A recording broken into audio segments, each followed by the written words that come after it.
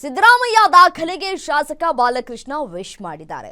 CM Siddaramaiah ದಾಖಲೆ ಬರೆದಿದ್ದಾರೆ. ಸಿದ್ದರಾಮಯ್ಯ ಆಡಳಿತದ ಬಗ್ಗೆ ಚರ್ಚೆ ಅವಶ್ಯಕತೆ ಇಲ್ಲ.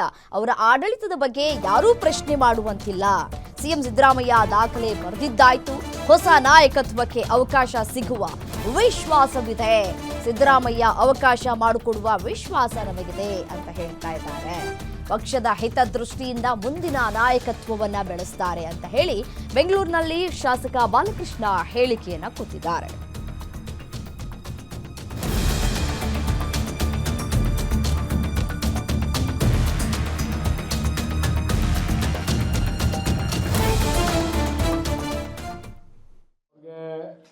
ವಿಶೇಷವಾದಂಥ ಅಭಿನಂದನೆಯನ್ನು ಸಲ್ಲಿಸ್ತೀನಿ. ಅವ್ರಿಗಿರ್ತಕ್ಕಂಥ ಬುದ್ಧಿವಂತಿಕೆ ಮತ್ತು ಜನಪ್ರಿಯತೆ, ಮತ್ತು ಅವರು ಈ ರಾಜ್ಯದ ಸಂಪೂರ್ಣ ನಾಡಿ ಮಿಡಿತವನ್ನು ತಿಳ್ಕೊಂಡಿರ್ತಕ್ಕಂಥವ್ರು. ಬಹುಶಃ ಯಶಸ್ವಿಯಾಗಿ ಅವರು ನಮ್ಮ ದೇವರಾಜ ಅರಸೂರು ಅವರ ದಾಖಲೆಯನ್ನು ಮುರಿದಿದ್ದಾರೆ. ಬಹುಶಃ ಮುಂದೆ ಬೇರೆಯವರು ಇದನ್ನು ಮುರಿತಾರೋ ಇಲ್ವೋ ಗೊತ್ತಿಲ್ಲ. ಸಿದ್ದರಾಮಣ್ಣವ್ರಿಗೆ ಮತ್ತೊಮ್ಮೆ ವಿಶೇಷವಾಗಿ ನಾನು ನನ್ನ ವೈಯಕ್ತಿಕವಾಗಿ ಕ್ಷೇತ್ರದ ಜನತೆಯ ಪರವಾಗಿ ಅಭಿನಂದನೆಯನ್ನು ಸಲ್ಲಿಸ್ತೀನಿ. ಅವರಿಗೆ ಇವತ್ತೊಂದು ಮಾತು ಹೇಳಿದ್ದಾರೆ ಸರ್, ನಾನು ಪೂರ್ಣಾವಧಿಯ ಸಿಎಂ ಆಗಿ ಮುಂದುವರಿಯುವ ವಿಶ್ವಾಸ ಇದೆ ಅಂತ ಹೇಳಿದ್ದಾರೆ.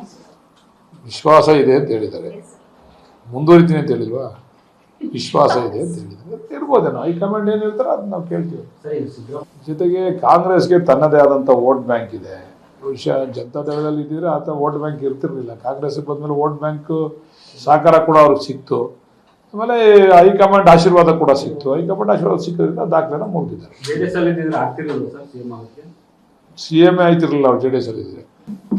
ಒಬ್ರು ದಾಖಲೆ ಮುರಿದಾಯ್ತಲ್ಲ ಅವರು, ಅದರಿಂದ ಅವ್ರಿಗೆ ಅದು ಬಿಟ್ಕೊಡ್ತಕ್ಕಂಥದ್ದು ಮಾಡ್ತಕ್ಕಂಥದ್ದು ಅದು ಹೈಕಮಾಂಡು ಮತ್ತು ಸಿದ್ದರಾಮಣ್ಣವ್ರಿಗೆ ಬಿಟ್ಟಂತೆ.